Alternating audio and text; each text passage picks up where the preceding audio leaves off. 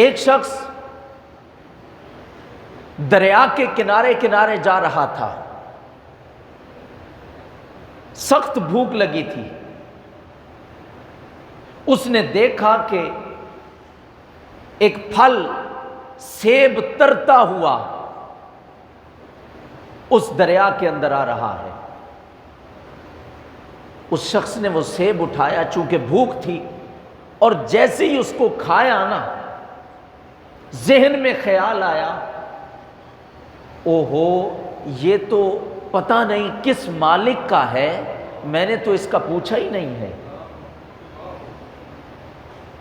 دیکھے نا کیسے لوگ تھے، کھانے والی چیز ہے، دریا میں چل کے آ رہی ہے، اٹھا کے اگر کھا بھی لی جائے تو شریعت مطہرہ اس سے منع نہیں کرتی، مگر یہ صاحب عزیمت لوگوں کا کام ہوتا ہے کہ وہ ان چیزوں پر بھی نظر رکھتے ہیں کہ کہیں بغیر مالک کے پوچھے اگر استعمال کر لیا تو قیامت کے دن میرے گریبان کو نہ پکڑ لیا جائے۔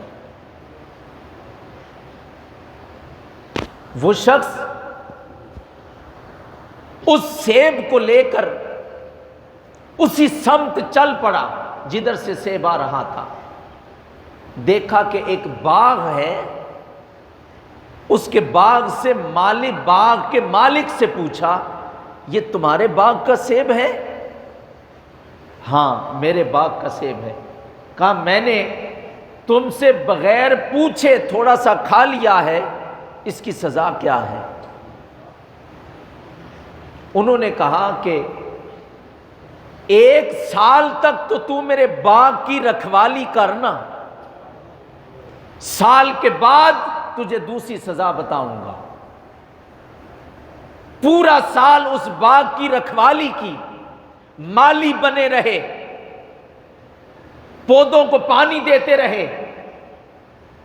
سال کے بعد مالک اب بتا اب کیا سزا ہے؟ اس مالک نے کہا کہ میری ایک بیٹی ہے جو آنکھوں سے اندھی ہے، کانوں سے بولی ہے، زبان سے گونگی ہے، اس کے ہاتھ اور پاؤں سلامت نہیں ہے، لولی لنگڑی ہے، اس کے ساتھ تیری شادی کرنی ہے۔ چونکہ وہ وعدہ کر چکے تھے، شادی ہو گئی۔ جب وہی شخص اپنے کمرے میں جاتا ہے، جا کے دیکھا تو حسین دوشیزہ سامنے بیٹھی ہیں۔ واپس آنے لگے، کہا تو میری دلہن نہیں ہو سکتی، تیری جو خوبیاں بیان کی گئی، تو اندھی بولی گونگی لولی لنگڑی ہے، لیکن تیرے اندر تو کوئی ایسی چیز موجود نہیں۔ اس نے ہاتھ پکڑا اور کہا ہاں میں اندھی ہوں، اس لیے کہ میں نے عمر بھر ان آنکھوں سے کسی غیر محرم کو نہیں دیکھا۔ میں بولی ہوں، میں نے عمر بھر کسی غیر محرم کا کلام نہیں سنا۔ میں گونگی ہوں، میں نے عمر بھر یا قرآن کی تلاوت کی ہے یا حضور کی نعت پڑھی ہے، حضور پہ درود پڑھا ہے، میں کبھی غیر محرم کے لیے کبھی لغو کلمہ میری زبان سے نہیں نکلا، میرے ہاتھ پاؤں کبھی گناہوں کی طرف نہیں بڑھے، اس لیے میں لنگڑی لولی ہوں۔ جب یہ جوڑی آپس میں ملی، ان میں سے جو بچہ پیدا ہوا، دنیا آج اسے عبد القادر جیلانی کہتی ہے۔ اللہ اکبر، یا رسول اللہ۔